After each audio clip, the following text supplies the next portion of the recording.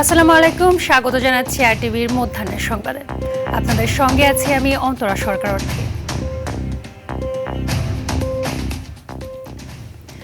একাত্তরকে মুছে দিতে চেষ্টা করছে একটি রাজনৈতিক দল। পলাতক ফ্যাসিবাদকে খুশি করতেই দলটি এ কাজ করছে কিনা এমন প্রশ্ন রাখেন প্রধানমন্ত্রী তারেক রহমানের রাজনৈতিক উপদেষ্টা রুহুল কবির রিজভী।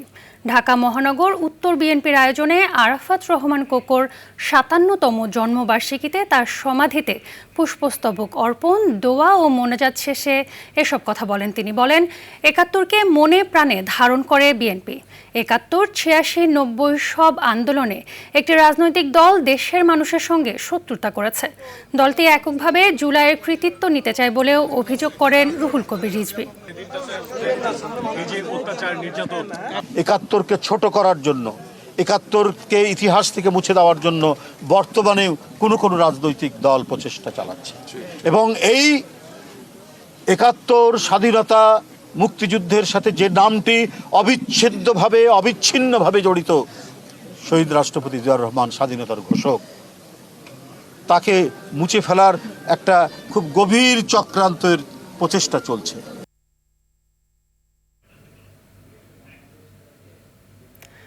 জুলাই আন্দোলনের ৬ সমন্বয়ককে ডিবি অফিসে ধরে নেওয়া সহ সে সময় পরিস্থিতি নিয়ে ওবায়দুল কাদেরের সঙ্গে ডিবির সাবেক প্রধান হারুনুর রশিদ এবং সাবেক স্বরাষ্ট্রমন্ত্রী আসাদুজ্জামান খান কামালের কথোপকথনের ২টি কল রেকর্ড ট্রাইব্যুনালে দাখিল করেছে প্রসিকিউশন। জুলাইয়ের মানবতা বিরোধী অপরাধ মামলায় ওবায়দুল কাদের সহ ৭ আসামির বিরুদ্ধে আজ ৬ষ্ঠ দিনের মতো যুক্তি তুলে ধরছে প্রসিকিউশন। অন্যদিকে ট্রাইব্যুনাল ১-এ আওয়ামী শাসনামলে ডিজিএফআই-এর জেআইসিতে গুম নির্যাতন মামলায় শেখ হাসিনা ও সেনা কর্মকর্তা সহ ১৩ জনের বিরুদ্ধে এবং জুলাই আন্দোলনে নারায়ণগঞ্জে হত্যাকাণ্ডের মামলায় সাবেক সংসদ সদস্য শামীম ওসমান ও তার ছেলে সহ ১২ জনের বিরুদ্ধে সাক্ষ্য গ্রহণ হবে। সকালে এসব মামলায় গ্রেফতার মোট ১০ আসামিকে ট্রাইব্যুনালে হাজির করা হয়েছে। আবার খাওয়াই ওইসবই কেন? না, এ খাওয়ার ডিসিশনটা কে দিয়েছে স্যার? আমার স্বরাষ্ট্রমন্ত্রী, আমার এসডির চিফ, এরা দিয়েছে খাওয়ানোর জন্য। কি করলা? কোনটা? ওই ৬ জন ৪ জন তো স্যার, এটা স্যার প্রতিদিন স্বরাষ্ট্রমন্ত্রীর বাসায় মিটিং হয়, প্রতিদিন স্বরাষ্ট্রমন্ত্রীর বাসায় মিটিং। স্বরাষ্ট্রমন্ত্রী থেকে যা নির্দেশ দেয় সেটাই আমি করি। পরিকল্পনা কমিশনের সাধারণ অর্থনীতি বিভাগ ও প্রধানমন্ত্রীর কার্যালয়ের গভর্নেন্স ইনোভেশন ইউনিটের যৌথ উদ্যোগে এসজিডি অর্জনে ৫ বছর মেয়াদী কৌশলগত কাঠামো বাস্তবায়ন, নীতি, অংশীদারিত্ব ও অগ্রাধিকার শীর্ষ সম্মেলনে বক্তব্য রাখছেন প্রধানমন্ত্রী শিক্ষা ও প্রাথমিক এবং গণশিক্ষা বিষয়ক উপদেষ্টা মাহাদি আমিন। আমরা সরাসরি চলে যাচ্ছি সেখানে। আমাদের পুরো দলের এবং গণতন্ত্রকে রাজনৈতিক প্রতিটি দলের যারা রয়েছেন, এখানে সাকিব ভাই রয়েছেন, রবিউল্লাহ ভাই রয়েছেন, প্রত্যেকটা গণতন্ত্রকামী রাজনৈতিক দল এবং গণ অভ্যুত্থানে গণতন্ত্রকামী সকল শ্রেণী পেশা সাধারণ মানুষের একটা আকাঙ্ক্ষা ছিল। সেই আকাঙ্ক্ষাটা হচ্ছে এমন বাংলাদেশ যেখানে সাম্য থাকবে, মানবিক মর্যাদা থাকবে, সামাজিক সুবিচার থাকবে, যেখানে জবাবদিহিতা থাকবে, যেখানে স্বচ্ছতা থাকবে। এবং আজকে সমাজ কল্যাণ মন্ত্রণালয়কে যে একটা উদাহরণ হিসেবে দেখি, সরকারের সবচেয়ে বড় যে সিগনেচার প্রোগ্রাম রয়েছে ফ্যামিলি কার্ড, মাননীয় মন্ত্রীর নেতৃত্বে কিন্তু সেটা ইতিমধ্যে শুরু হয়েছে এবং ভোট প্রদানের পরে হাতের কালি মোচনের আগে কিন্তু সেটার কার্যক্রম বাস্তবায়িত হওয়া শুরু করেছে। আজকে আমাদের এখানে মাধুমী রহমান রয়েছেন, উনিও কিন্তু প্রতিটি জাতিগোষ্ঠীর প্রতি বিএনপির যে প্রতিনিধিত্বমূলক আস্থা, সেটির প্রতিফলন হিসেবে আজকে সংসদে রয়েছেন। আমরা দেখেছি কৃষকদের জন্য কৃষক কার্ড, যার মূল উদ্দেশ্য ফ্যামিলি কার্ডে যেমন আমাদের নারীদের স্বনির্ভরতা এবং স্বাবলম্বিতা নিশ্চিত করা হয়, তেমনি কৃষক কার্ডের মাধ্যমে কৃষকদেরকে অর্থনৈতিকভাবে আরও বেশি কীভাবে সামনের দিকে এগিয়ে নিয়ে যায়, কীভাবে তথ্য ভাণ্ডার গড়ে তোলা যায়, কীভাবে ওয়েদার বেস ফোরকাস্টিং করা যায়, সেগুলো নিয়ে একটা ইন্টিগ্রেটেড প্ল্যাটফর্ম তৈরি করা হচ্ছে। আমরা দেখেছি আমাদের নির্বাচনে বিজয়ী হওয়ার পর সর্বপ্রথম যে ক্যাবিনেট মিটিংটা হয়েছিল, সেখানেই কিন্তু আমাদের কৃষকদের জন্য ১০,০০০ টাকা পর্যন্ত ঋণ এবং সুদ মওকুফ করা হয়েছিল, যেটা আমাদের নির্বাচনী প্রতিশ্রুতিতে ছিল।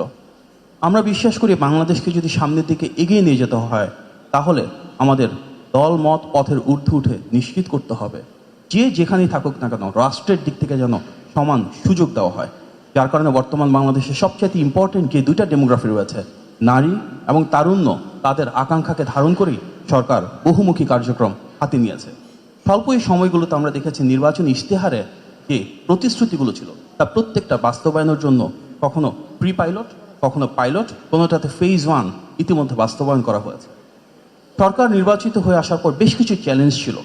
আমরা দেখেছি যে সবসময় রোজার সময় দ্রব্যমূল্যের দাম বেড়ে যায়, এবং এই প্রথমবারের মতন কিন্তু নির্বাচিত হয়ে আসার পরে সমাজের একদম প্রান্তিক পর্যায়ের মানুষের কথা চিন্তা করে দ্রব্যমূল্য নিয়ন্ত্রণে রাখা হয়েছিল। আমরা দেখতাম প্রত্যেকটা ঈদের সময় শ্রমিকদের অসন্তোষ হয়, অনেক সময় তারা তাদের প্রাপ্য বেতন, বোনাস, বকেয়াটা পান না। সরকারের একটা সমন্বিত উদ্যোগের মাধ্যমে কিন্তু আমরা দেখেছি ঈদুল ফিতর এবং ঈদুল আজহা দুই ক্ষেত্রেই আমাদের শ্রমিকরা তাদের প্রাপ্য যে অর্থনৈতিক সুযোগ সুবিধাগুলো রয়েছে সেগুলি সরকারের তত্ত্বাবধানে এবং শ্রমিক, মালিক এবং সকল প্রতিষ্ঠান এক হয়ে নিশ্চিত করেছে। সরকারের প্রথম যে বাজেট রয়েছে সেখানে কিন্তু আমাদের তৃণমূলের মানুষের ক্ষমতায়নকে প্রাধান্য দেওয়া হয়েছে। স্বয়ং মাননীয় প্রধানমন্ত্রী নিজ উদ্যোগে 60টির বেশি প্রোডাক্টে, যেগুলো সকল মানুষের ব্যবহারে নিত্য প্রয়োজনীয় পণ্য, চাল, ডাল, চিনি, তেল, আটা থেকে শুরু করে প্রত্যেকটার ট্যাক্স এবং ভ্যাটের পরিমাণ কমানো হয়েছে। যার কারণে দীর্ঘদিন পর বাজেট দেওয়া হয়েছে, কিন্তু কোনো সিন্ডিকেটের মাধ্যমে কৃত্রিমভাবে দ্রব্যমূল্য বাড়ানো হয় নাই। আমরা সরকার দায়িত্ব নেওয়ার পর বিশ্বজুড়ে দেখেছি মধ্যপ্রাচ্যের যুদ্ধের কারণে তেলের একটা সংকট তৈরি হয়েছিল। সব জায়গায় তেলের দাম বেড়ে গিয়েছে, অনেক জায়গায় তেলের সংকট হয়েছে। আমাদের কিন্তু আশেপাশে সব দেশের তুলনায় বাংলাদেশের তেলের দাম যথেষ্ট নিয়ন্ত্রণে ছিল, দাম বাড়ানো হয়নি, এবং ভোক্তা পর্যায়ে যেন তেলের সরবরাহ মজুদ থাকে সেটি নিশ্চিত করা হয়েছে। এবং তার মূল উদ্দেশ্য ছিল আমাদের খেটে খাওয়া মানুষরা যেন স্বস্তিতে থাকে। কিছুদিন আগে আমাদের গ্যাস নিয়ে কিছুটা সমস্যা ছিল, এবং তার কারণ জানি যে একটা FSRU নষ্ট ছিল। অবশ্যই বাংলাদেশে একটা বড় সমস্যা বর্তমানে জ্বালানির ক্ষেত্রে, কিন্তু 16 বছরে যে সমস্যা বাস্তবিকভাবে 5 বা 6 মাসে সেই সমস্যার শতভাগ সমাধান করা সম্ভব হয় না। তবে সাভারের দক্ষিণ শ্যামপুরে একটি 3তলা ভবন থেকে 14টি শক্তিশালী পাইপ বোমা ও বোমা তৈরির সরঞ্জাম জব্দ করা হয়েছে। এ ঘটনায় আরিফ হোসেন নামে একজনকে আটক করা হয়েছে। তাকে নিয়ে মঙ্গলবার দিবাগত রাত পর্যন্ত অভিযান চালিয়েছে আইনশৃঙ্খলা রক্ষাকারী বাহিনী। এর আগে মঙ্গলবার সন্ধ্যা থেকে বোম ডিসপোজাল ইউনিটকে সঙ্গে নিয়ে জেলার হেমায়তপুরের এ ভবনটি ঘিরে রাখে সিটিটিসি ও স্থানীয় থানা পুলিশ।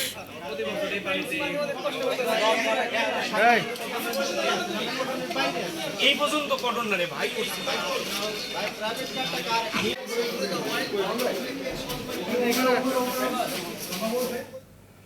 আন্তর্জাতিক প্রসঙ্গ।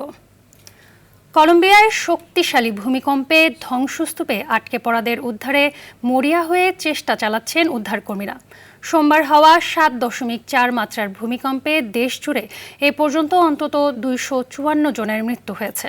সবচেয়ে বেশি প্রাণহানি হয়েছে পেরেইয়া ও কালি শহরে। জাতিসংঘের হিসাবে ভূমিকম্পে প্রায় 5,000 বাড়ি ক্ষতিগ্রস্ত হয়েছে। পুরোপুরি ধসে পড়েছে বহু ভবন। কালিতে একটি 7তলা আবাসিক ভবন পুরোপুরি ধসে পড়েছে। সেখানে প্রায় 20 জন আটকে থাকার আশঙ্কা করা হচ্ছে। ধ্বংসস্তূপ সরাতে হাতুড়ি, বেলচা ও ভারী যন্ত্রপাতি ব্যবহার করছেন উদ্ধারকর্মীরা। তাদের সঙ্গে যোগ দিয়েছেন শত শত স্বেচ্ছাসেবী। মধ্যাহ্নের সংবাদ এ পর্যন্তই। দুপুর সংবাদ 2:45 দেখার আমন্ত্রণ রইল। ধন্যবাদ সবাইকে।